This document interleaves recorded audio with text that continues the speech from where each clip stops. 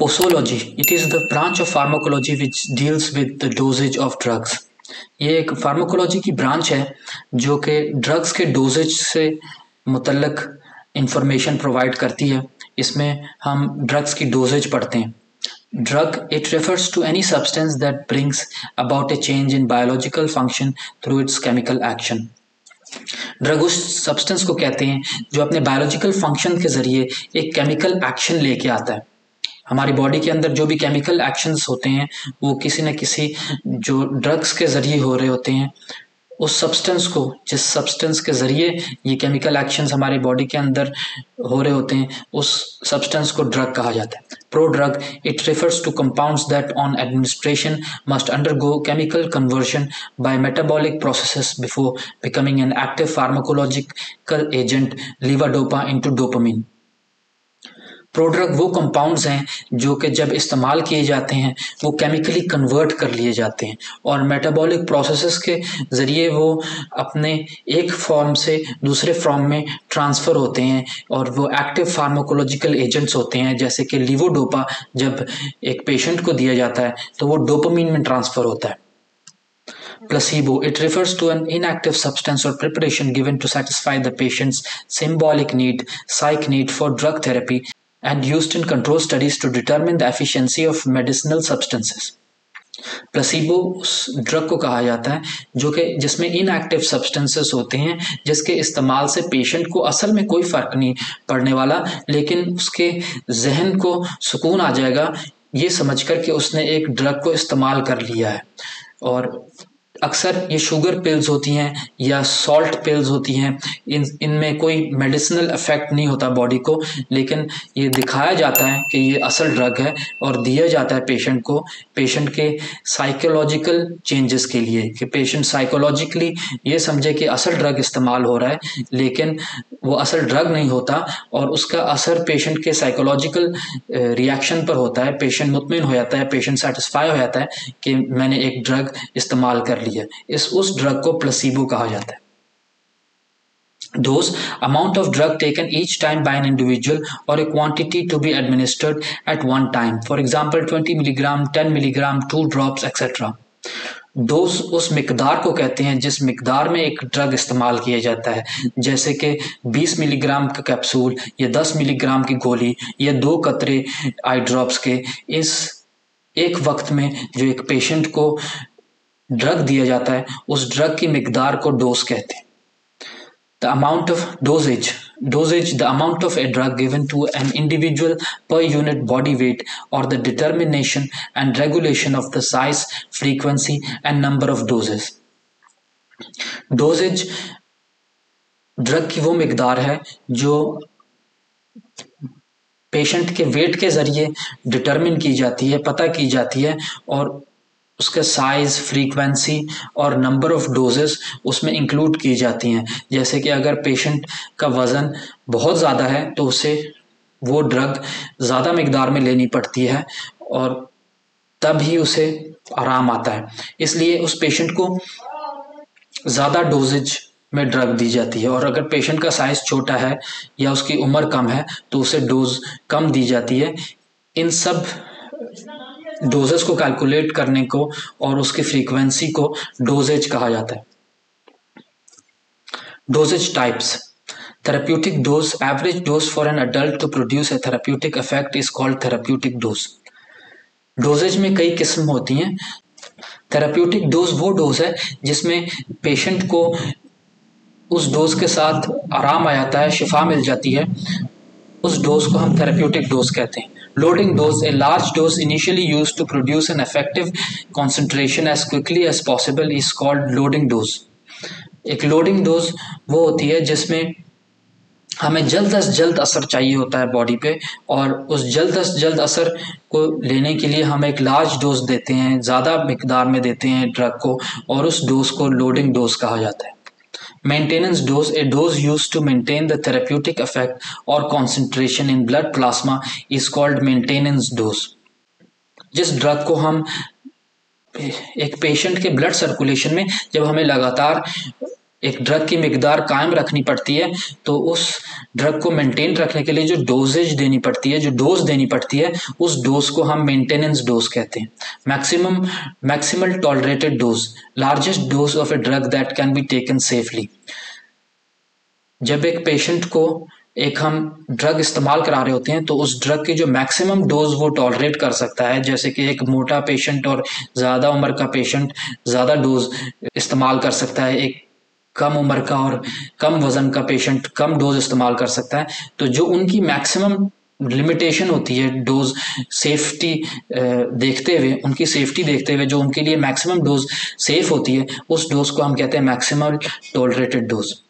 Toxic dose, amount of drug which produces undesirable harmful effect of serious nature is called toxic dose.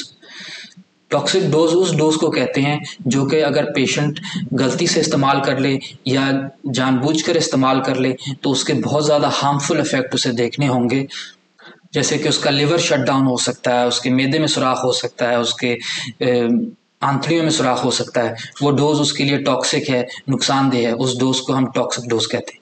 फेटल dose, a dose that produces death is called fatal dose. एक dose जो एक patient में मौत का सबब बने, उस dose को फेटल डोज कहते हैं। Dose calculation. Adult dose is for a person between the age of 18 and 60 years. Children are given small dose. Children dose may be calculated as a fraction of adult dose. जो adult dose होती है वो उन patients के लिए होती है जिनकी उम्र 18 से 60 साल के दरमियान है। बच्चों को हम कम डोज में मेडिसिन देते हैं और बच्चों की डोज कैलकुलेट करने के लिए दो फार्मूलाज हैं, एक है यंग्स फार्मूला और एक है Clarks formula. Young's formula is used to calculate doses for children between 2 and 17 years old based on the adult dose. Child's dose is equal to age in years into adult dose divided by age in years plus 12. Young's formula एक वो formula है जिसमें हम 2 से लेके 17 साल के बच्चे की डोज को हम कैलकुलेट करते हैं अडल्ट डोज को देखते हुए।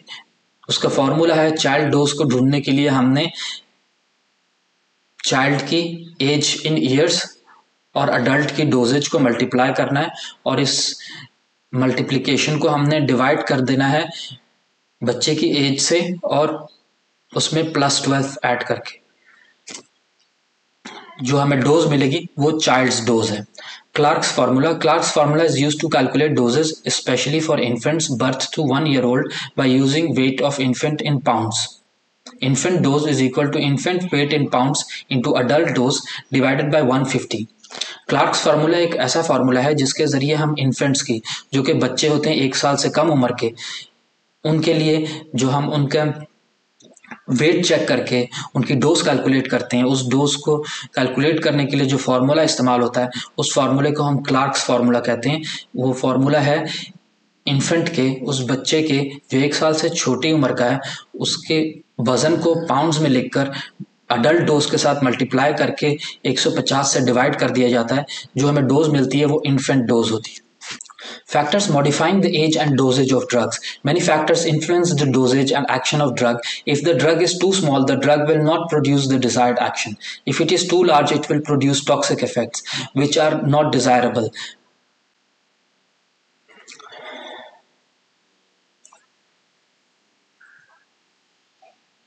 जो ड्रग्स का हमारी बॉडी में रद्दोअमल होता है उसको कई किस्म से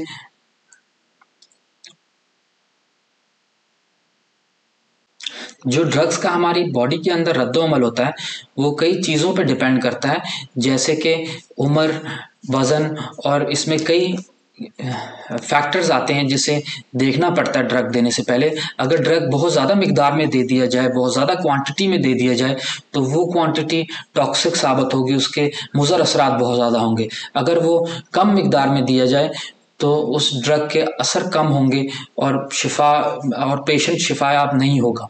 इसलिए इसमें कई फैक्टर्स हैं जिन्हें देखा जाता है, जैसे कि age, body weight, sex, routes of administration, time of administration, doses form, absorption, distribution and excretion of drug, pathological conditions, tolerance, combination of drug, synergism and antagonism. Combination of drug, synergism and antagonism. इसमें हम उम्र देखते हैं patient की।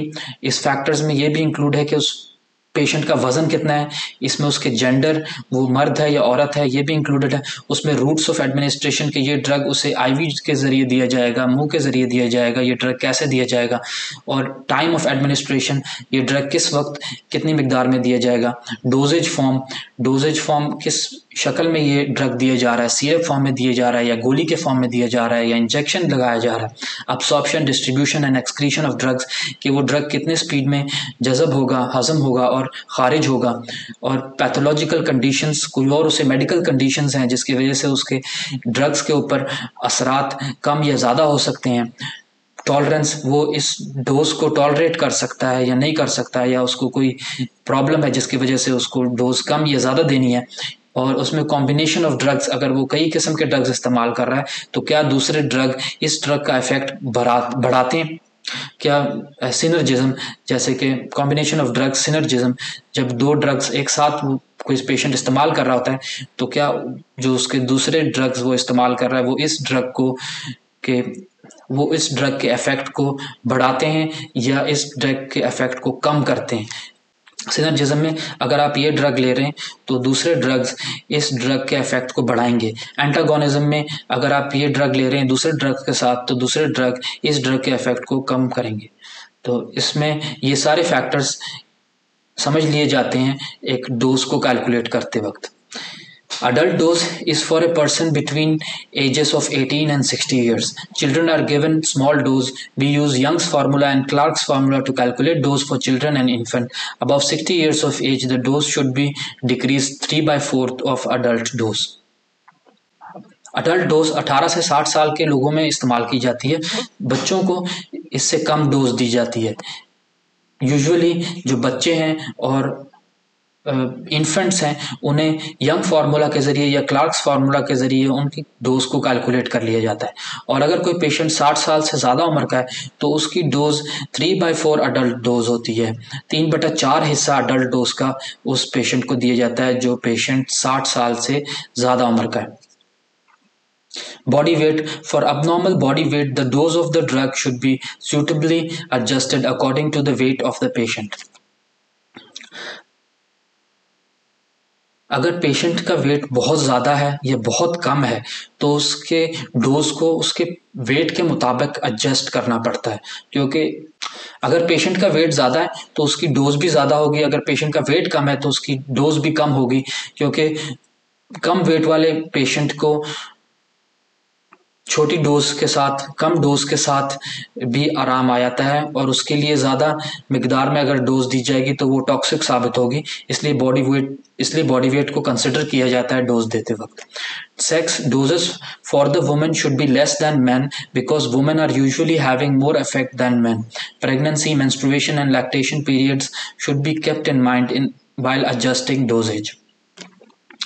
जो औरतों में dose है वो मर्दों से कम रखी जाती है क्योंकि मर्दों पर ड्रग्स का इफेक्ट ज़्यादा होता है, और अगर औरत प्रेग्नेंट है या लैक्टेटिंग मदर है या माहवारी के टाइम में से गुजर रही है तो उसे उसकी डोज एडजस्ट की जाती है उसकी प्रॉब्लम के मुताबिक। When drug is given intravenously, onset of action is rapid. Orally given drug have slow onset action. Oral dose of drug always greater than when it is given parenterally, and dose for subcutaneous or intramuscular injections is greater than intravenous. जब कोई drug intravenously हमारे नब्ज के ज़रिए दिया जाता है तो उसके अंदर जो एक्शन होता है उस ड्रग का हमारे बॉडी में ब्लड स्ट्रीम में जाके वो रैपिड होता है, उसी वक्त फ़ौरन उसका एक्शन नज़र आ जाता है। जो ड्रग्स ओरली ली जाती हैं उसका असर आहिस्ता आहिस्ता बॉडी पर नज़र आता है। जो ड्रग्स मुंह के ज़रिए ली जाती हैं उनकी डोज ज़्यादा होती है, और जो ड्रग्स सबक्यूटेनियसली या मसल में इंजेक्शन लगा कर ली जाती हैं उनकी डोज इंट्रावीनस इंजेक्शन से ज़्यादा होती है। और इंट्रावीनस इंजेक्शन की डोज कम होती है क्योंकि वो डायरेक्ट आईवी के अंदर जाके, डायरेक्ट ब्लड स्ट्रीम के अंदर जाके अपना असर जल्द अज जल्द दिखा देता है। Time of administration. Presence of food in stomach delays the absorption of drug onset action and is slow. Some drugs can can cause nausea and vomiting while given on empty stomach. Hypnotics are more effective when given at bedtime. जब हमारे मैदे में खुराक होती है तो drug की absorption slow हो जाती है, ड्रग आहिस्ता आहिस्ता अब्जॉर्ब होता है, आहिस्ता आहिस्ता हमारे खून में शामिल होता है, और इसकी वजह से ड्रग्स इरिटेट कर सकता है हमारे स्टमक को, हमें मतली आ सकती है, हमें उल्टी की कैफियत आ सकती है। अगर हम ड्रग को एम्प्टी स्टमक में लेंगे तो हमें साइड इफेक्ट्स ज़्यादा महसूस होंगे। Hypnotics are more effective when given at bed time. जब हम कोई नींद की गोली इस्तेमाल करते हैं तो वो सोने से पहले लेनी चाहिए, उसके असर सोने से पहले ज़्यादा नज़र आते हैं। Dosages form of drug preparation. Onset action is rapid when the drug is given in liquid और as a powder as compare to drug given in form of a tablet और पिल। जब एक ड्रग लिक्विड के form में ली जाती है, syrup के form में या सस्पेंशन के फॉर्म में या एक पाउडर के फॉर्म में ली जाती है, तो उसका असर जल्द होता है क्योंकि वो जल्द हजम होती है, वो जल्द अज जल्द खून में शामिल होती है। और अगर कोई ड्रग गोली के फॉर्म में ली जाती है तो उसका एक्शन स्लो होता है बनस्बत उसके जो कि पाउडर या लिक्विड में ली जा रही। Absorption, distribution and excretion of drugs which are rapidly absorbed and excreted quickly cannot maintain effective concentration for therapeutic effect. Drugs which are quickly absorbed but excreted slowly may produce toxic effect.